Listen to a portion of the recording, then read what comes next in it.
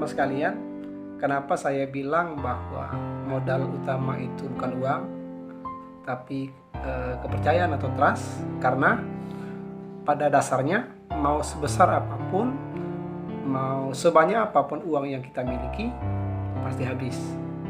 Tapi ketika kita memiliki kepercayaan atau kita dipercaya, ya orang mau bertransaksi sama kita. Ya bukan hanya dalam sebagai seorang pedagang ya, sebagai apapun. Ketika kita ingin bekerja misalnya kan, ingin jadi karyawan, orang percaya sama kita, diterima. Tetapi mau sepintar apapun kita mau kumlot lah, kalau sebagai seorang sarjana mau kumlot, mau ranking 1 lah kalian, kalau orang tidak percaya sama kita, nonsen, belum tentu diterima. Intinya begini, walaupun kita biasa-biasa saja, tapi orang percaya sama kita pasti diterima. Entah sebagai apapun, mau dalam berbisnis, mau sebagai karyawan, sebagai apa saja, intinya kepercayaan. Maka saran saya ya, untuk siapapun, yang harus kita jaga adalah kepercayaan. Bisa nggak kita dipercaya?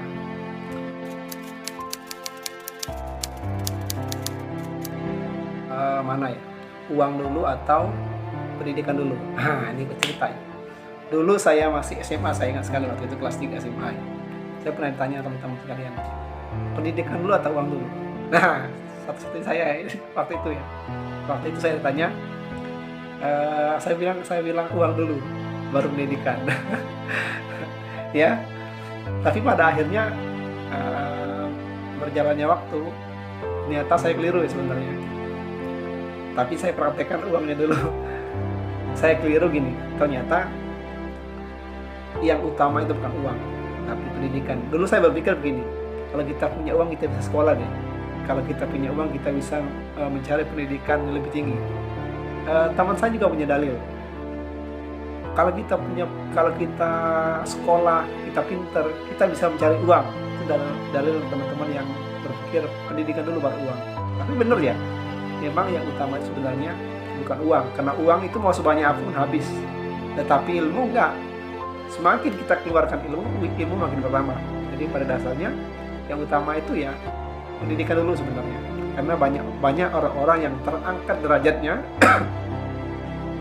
terangkat derajat kehidupannya itu karena pendidikan, karena ilmu. Jadi ilmu itu penting. Bahkan Allah Subhanahu wa taala berfirman, "Yarfa'illahu alladziina aamanu minkum walladzina utul ilma darajat." Sesungguhnya Allah mengangkat derajat orang-orang yang beriman dan orang-orang yang berilmu beberapa derajat. Nah, kira-kira seperti itu teman-teman.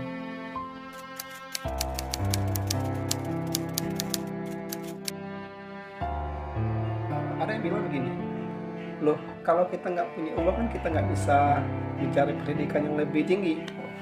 Nah, siapa? Belum tentu. Nah gini teman-teman sekalian, kita ini selama ini masih terperangkap pada paradigma bahwa yang namanya belajar itu ya harus di sekolah yang wah, harus di perguruan tinggi yang wah, begitu ya. Paradigma kita begitu, padahal sebenarnya kehidupan itu adalah lingkungan pendidikan atau kita sebut dengan life university atau universitas kehidupan. Artinya belajar itu bisa di mana saja, mau di majelis, mau di forum, mau di workshop, mau di seminar, atau kepada orang-orang yang justru memang dia punya pengalaman, kita bisa belajar langsung. Itu sebenarnya pendidikan sebenarnya, bukan seperti yang kita pikir bahwa kita belajar itu harus di lembaga-lembaga yang formal-formal seperti itu. Jadi belajar itu di mana saja teman-teman. Yang jelas Allah itu mengangkat derajat orang-orang yang beriman dan orang-orang yang berilmu itu beberapa derajat, salah satu keunggulan. Dan sebagai seorang muslim teman-teman sekalian, Allah mewajibkan.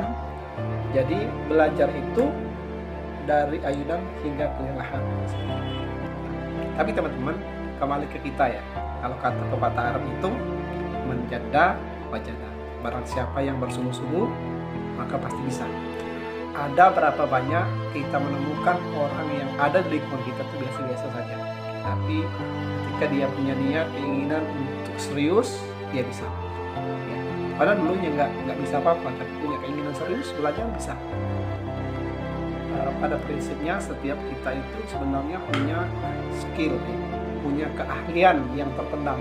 Tinggal tugas kita adalah menggali potensi terpendam di dalam diri kita. Ya, sebenarnya setiap manusia yang dilahirkan, yang diciptakan Allah di muka bumi memiliki kelebihan.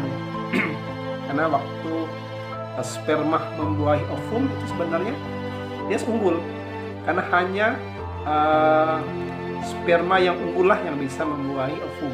Jadi sebenarnya setiap orang itu adalah orang yang unggul. Orang-orang yang terlahir di dunia itu adalah orang-orang yang unggul.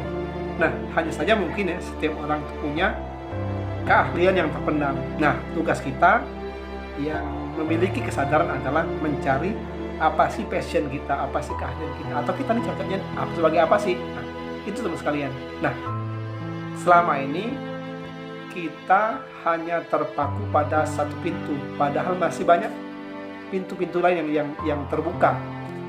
Oke, teman-teman sekalian, tetap semangat, tetap belajar, jangan patah semangat, terus gali potensi semaksimal mungkin.